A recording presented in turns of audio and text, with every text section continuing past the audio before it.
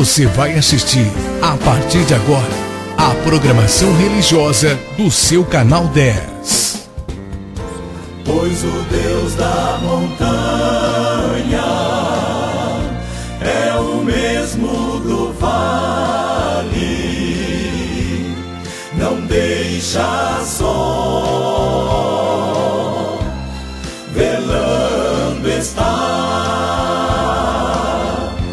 nas tristezas, nas lutas, nos piores momentos, em suas mãos segurando estará. Graça e paz, queridos. Pela graça de Deus e a bondade de Deus, nós estamos novamente no ar com esse programa maravilhoso, Escalando Montanhas, pelo canal 10, essa TV de Fernandópolis.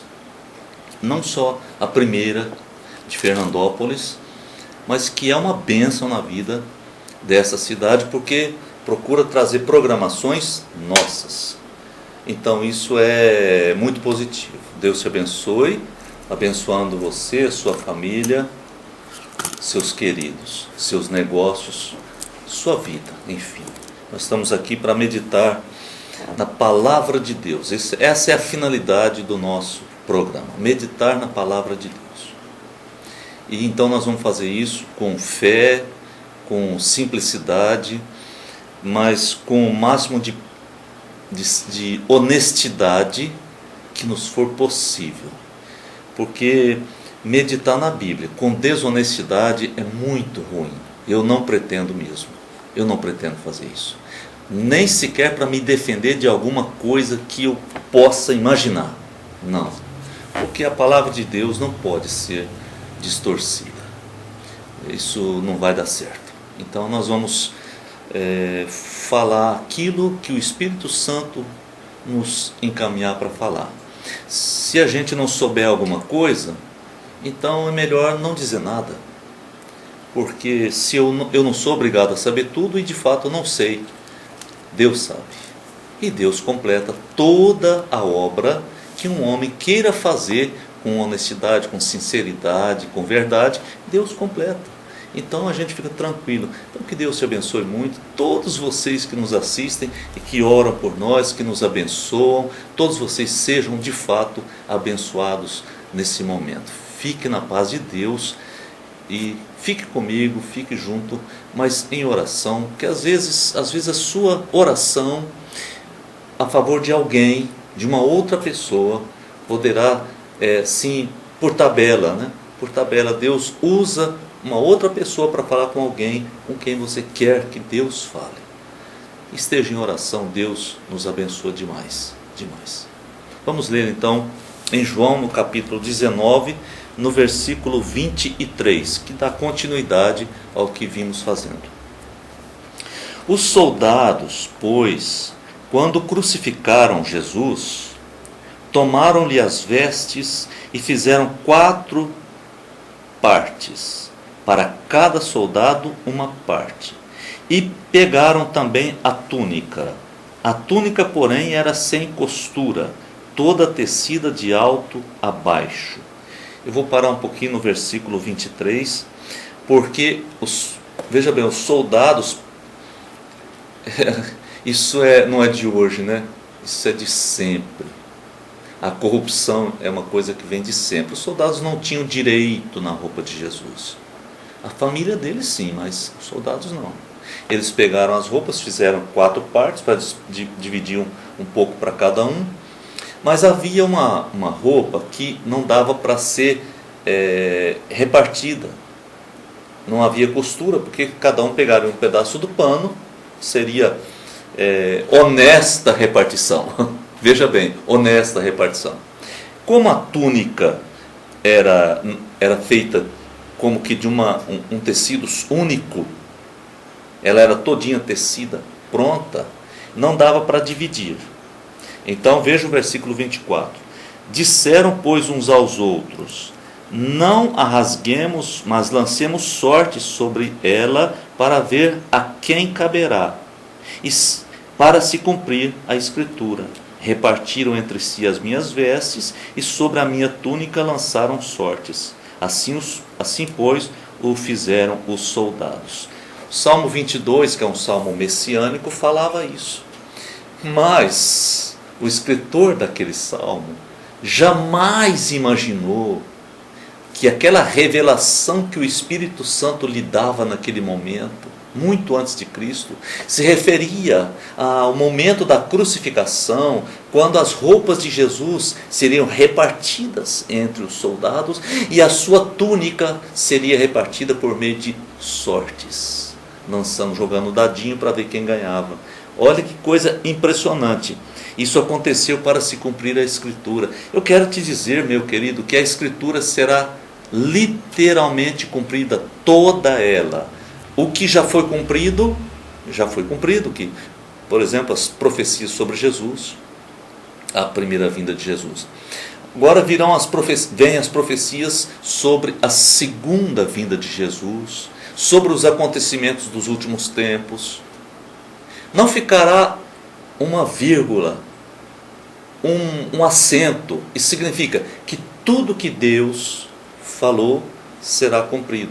E sempre foi, sempre será. A palavra de Deus não volta vazia. A palavra de Deus não é falsa. Não é assim, eu te desejo bem. Não é assim, não. A palavra de Deus é verdadeira. O que ele diz, acontece. O que ele promete, acontece. A palavra de Deus é verdadeira. Os soldados, então, no versículo 24, diz que os soldados lançaram sortes sobre a capa de Jesus. Eles não conheciam o Salmo 22, que tinha essa profecia. Eles não sabiam que eles estavam cumprindo a vontade de Deus. Eles não sabiam que eles estavam cumprindo a palavra de Deus. Eles não tinham a menor ideia de que eles estavam, literalmente, depois de talvez 1000 anos, talvez por aí que aquele salmo foi escrito, eles estavam cumprindo uma profecia de 1000 anos atrás. Porque nós somos assim, nós queremos o hoje, o agora, nós queremos para ontem.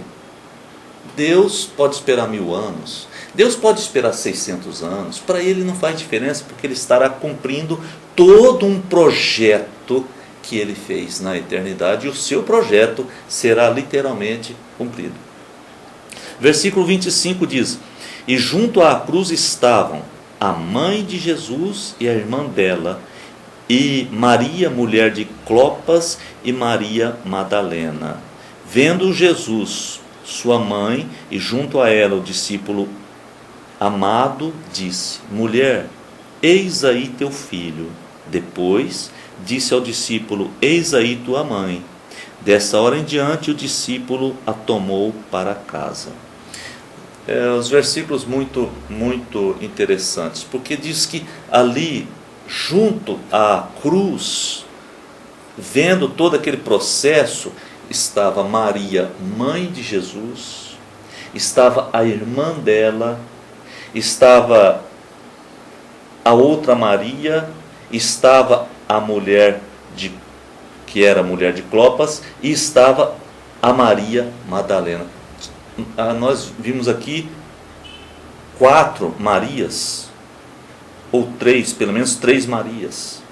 3 Marias. Maria, mãe de Jesus, Maria, mulher de Clopas, e Maria Madalena. Esse nome era muito comum, aliás, é um nome lindo, né? Um nome lindo, Maria. Mas o interessante é que Maria e a irmã dela estavam ali. A gente pensa que eles não tinham famílias, né? Que Jesus morreu, mas não sei o que e tal. É família, gente. É família, a dor da família. Como hoje, é a dor da família. A família se une em volta da dor para chorar juntos. A irmã dela foi para consolar.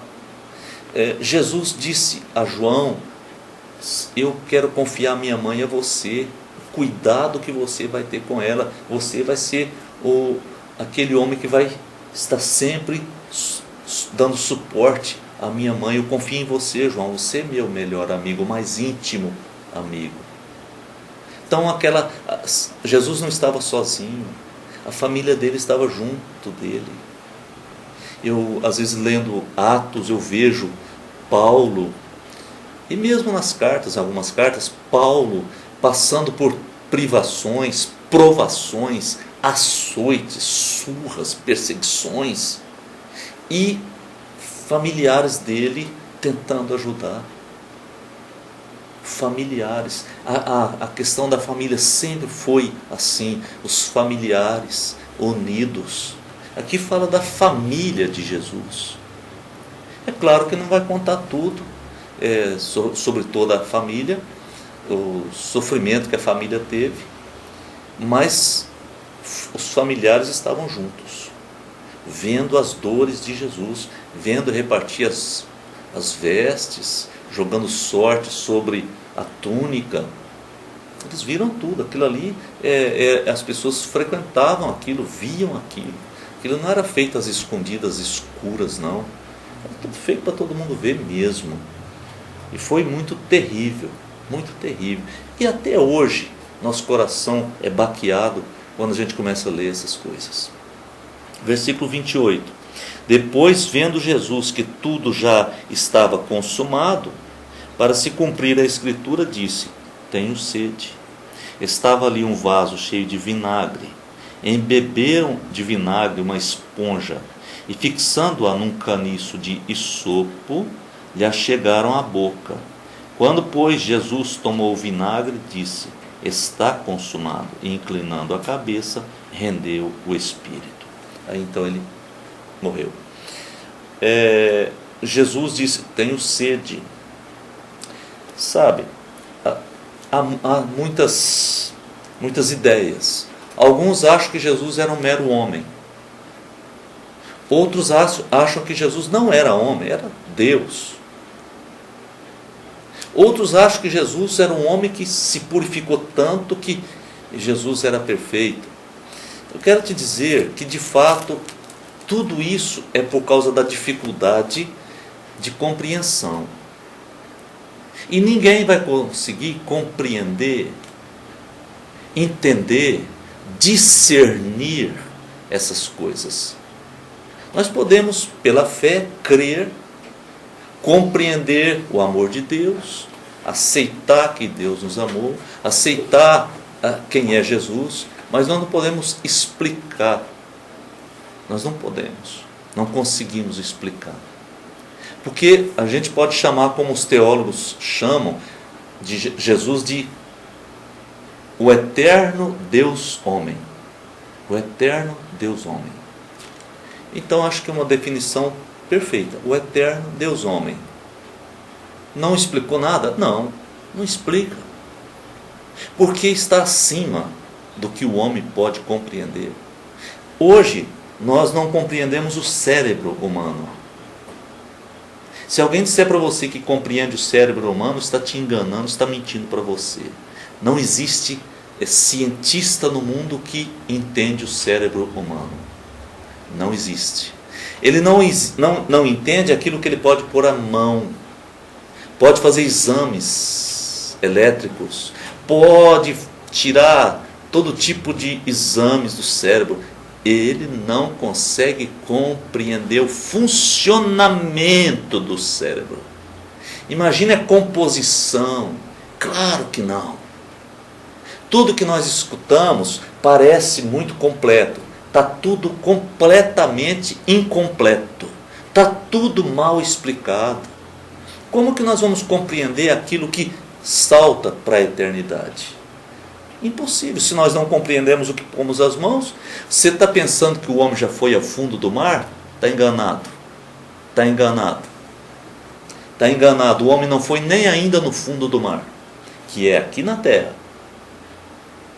E eles se colocaram um aparelho meio fraco, quando vai chegando a uma certa profundidade, ele vai ficando chato, ele fica assim, ó. Ele não consegue manter a estrutura, a pressão da água. Mas lá tem peixinho desse tamanho e que vive muito bem. Nós não compreendemos as coisas que estamos vendo. Por isso não se pode compreender profundamente Jesus, mas nós podemos crer. Por isso que a Bíblia diz, a salvação é de graça e é pela fé em Jesus. A salvação não provém do meu conhecimento. Não. A salvação não provém da minha capacidade de entender as coisas. Não. A salvação provém da minha fé em Jesus. Porque não se pode compreender esse mistério. Está revelado o mistério? Está. Mas ele é incompreensível para nós. Um dia nós veremos face a face. Um dia nós compreenderemos. E eu quero estar com você na eternidade com Jesus. E nós vamos falar sobre esse assunto. Agora eu compreendo. Fique na paz de Deus. Deus abençoe você. Vamos orar. Deus, responde a nossa oração cada dia, Senhor. Nos ensina, Senhor, a Tua vontade. Nos ensina, Senhor, as Tuas revelações. A verdade de Deus. Eu quero pedir que o Senhor abençoe de tal maneira que a nossa fé seja viva em Jesus. Cada um que está agora participando comigo desse momento de oração, receba a graça do Senhor. Sua família seja abençoada. Essa cidade seja abençoada. Em nome de Jesus. Amém. Amém. Até o próximo programa. Na paz de Jesus. Você assistiu aqui no seu canal 10, nossa programação religiosa.